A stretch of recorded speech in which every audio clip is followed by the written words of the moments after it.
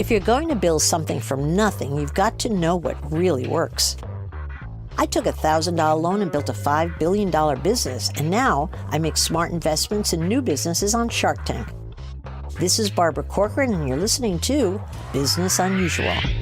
This week on Business Unusual, I'm going to be answering all of the great questions you guys keep sending me in on business, life, how to move forward, how to jump over obstacles. Come on, I'm good at it, and I want to share my advice. But first, you might think what you do for a living will determine how happy you'll be at work, but let me tell you, you're wrong. It's the person you work for who's going to determine whether you're happy or miserable in your job. I never met anyone who worked for a bad boss and enjoyed their job, or for that matter, ever got ahead, no matter how much they liked what they did. So finding work that you like to do is the easy part. Finding the right boss is the more difficult part.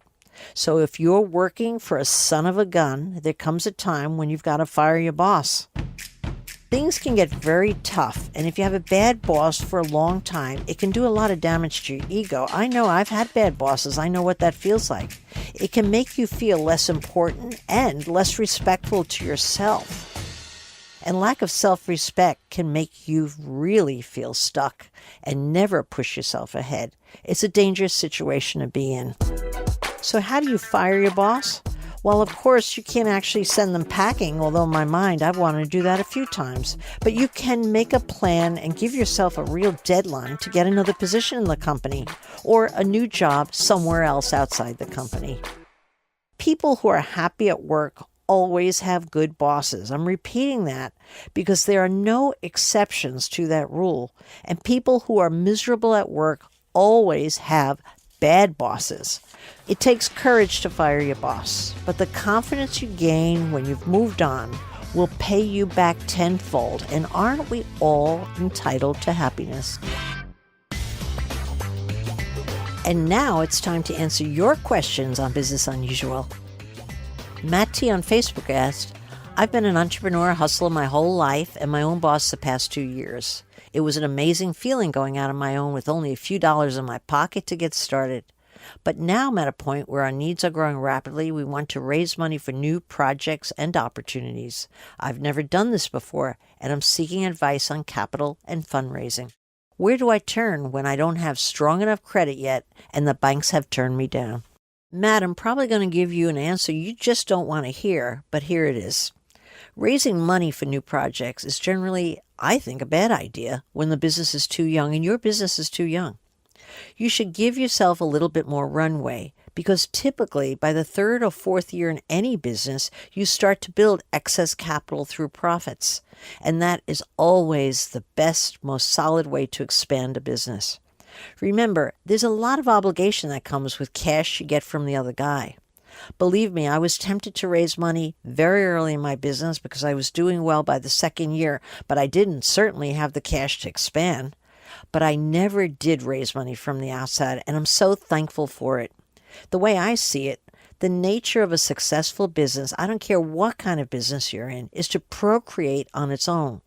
And if you give enough breadth and the right leadership to a young business in the first, second, third year, usually by the fourth year, money really starts kicking in and you can expand the business quite rapidly on your own.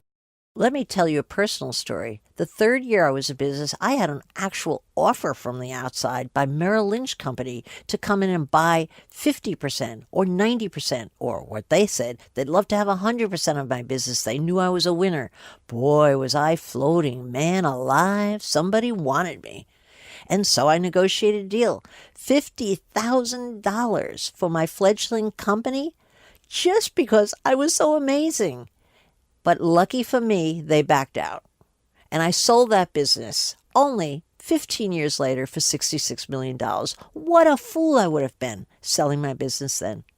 So Matt, don't be in such a hurry to get some cash from the outside. You're very capable of growing your business from the inside. So slow down and be a little bit patient. Hey Barbara, this is Mary, and I'm calling from Milwaukee. I'm having some trouble showcasing my worth to prospective employers. I just want to get back to work, and I'm having a hard time. Do you have any advice for me? Mary, let me start by telling you a story about my sister who had moved to Alaska and couldn't find herself a position.